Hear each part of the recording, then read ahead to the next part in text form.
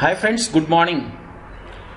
अगर आप बीमा के क्षेत्र से जुड़े हुए हैं, इंश्योरेंस एजेंट हैं या कोई इन्वेस्टमेंट टूल बेचते हैं तो आप एक सवाल से अक्सर रूबरू होते होंगे। वो सवाल ये होता है कि मैंने उस जगह इतना पैसा लगाया था, इस तरह से लगाया था, इतने समय के लिए लगाया था, तो मुझे इतना पैसा मिला। कस्टमर को ये आइडिया नहीं होता ज्यादातर केसेस में कि उनके रिटर्न का परसेंटेज क्या है। आप अगर उसे ये बता सकें तो आप एक विनर हो सकते हैं और अपने प्रोडक्ट को उसके इन्वेस्टमेंट से कंपेयर कर सकते हैं, और इस तरह से आपको ये सेल जो आप करने गए हैं, जो किसी इन्वेस्टमेंट टूल की हो या इंश्योरेंस की हो, उसे आप उससे ले सकते हैं, विन कर सकते हैं।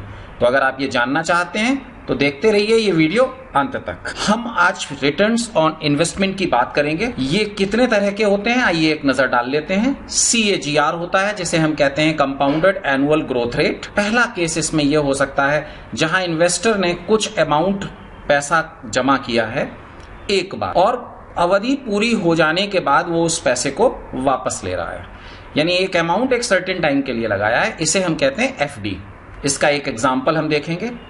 इसी CAGR में हम देखेंगे कि अगर कस्टमर ने पैसा हर साल लगाया है कुछ सालों तक और अवधि समाप्त होने पे वो पैसा ले रहा है, यानी कि एक RD की तरह ले रहा है, तो वो अमाउंट किस तरह का रिटर्न देगा, कितना रिटर्न देगा। इन दोनों का हम एक एक एग्जाम्पल देखेंगे। इसके अलावा इस रिटर्न को हम कैलकुलेट करते हैं कंपाउंडेड एनुअलाइज्ड ग्रोथ रेट के जरिए। इसको कैलकुलेट करने के लिए एक्सेल से अच्छा टूल कोई भी नहीं है। आपके कंप्यूटर पे जो एक्सेल होता है उससे अच्छा टूल कोई भी नहीं है। हालांकि कुछ एप्स अवेलेबल हैं मोबाइल पे, आप उससे भी पता कर सकते हैं। मैंने मेरे पिछले वीडियो में आपको वो सिखाया भी था, पर आज मैं यूज करने वाला हूं एक्सेल का। इसके अलावा कुछ और तरह के रिटर्न होते हैं जिन्हें हम कहते हैं IRR, जो कि इंटरनल रेट ऑफ रिटर्न है। इसके अलावा XIRR होता है। इन दोनों के बारे में हम अपने अगले वीडियो में बात करेंगे। तो आइए पहले एक एग्जाम्पल देख लेते हैं। पहला एग्जाम्पल मेरा है जहां पे एक कस्टमर है मेरा, जिसने अपना इन्वेस्टमेंट किया है 75,000 रुपए का एक बार, लिखा है ओनली वंस, 17 साल के लिए किया है, और मैच्योरिटी अमाउंट उसे मिला है 20,509 रुपए। तो उसका CAGR यानी कि रिटर्न कितना होगा। आइए देख लेते हैं कि ये हम कैसे करके कैलकुलेट करेंगे। ये डेटा मैं डिलीट कर देता हूं। देखिए, यहाँ पे गौरतलब बात यह है कि उसने सबसे पहले बताया है कि मैंने 75,000 रुपए दिया है।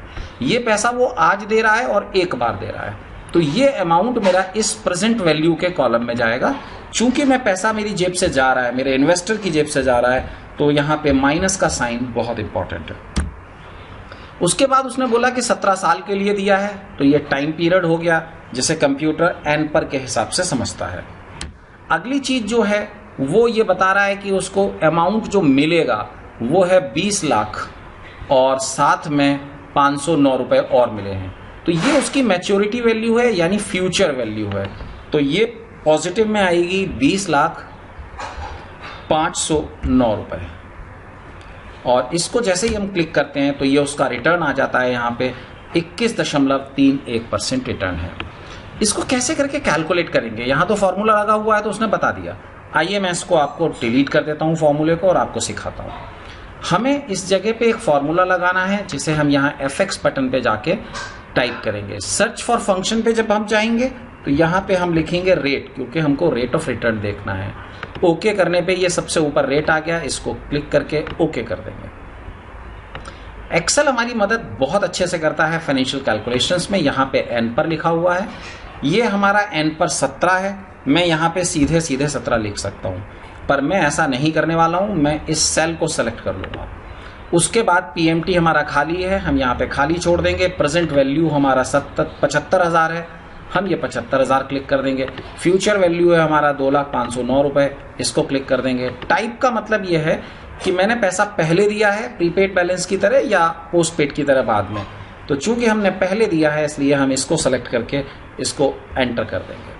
गौरतलब बात यह है कि यहाँ पे हमने एक लिखा नहीं है, हम एक लिख देते हैं, यानी प्रीपेड बैलेंस की तरह से। बाय डिफॉल्ट ये वही लेगा। तो 21.31% का मेरा CAGR आता है, कंपाउंडेड एनुअल ग्रोथ रेट आता है उस इन्वेस्टमेंट पे। आइए एक और देख लेते हैं एग्जाम्पल, जहां पे पैसे को लगातार दिया गया है। इस एग्जाम्पल में भी अगर हम देखेंगे तो यहां पे थोड़ा सा चेंज हो जाएगा। एज्यूमिंग कि 71,500 रुपए कस्टमर ने दिए हैं। गौर करिएगा, इसमें लिखा है ईच ईयर फॉर 17 ईयर्स।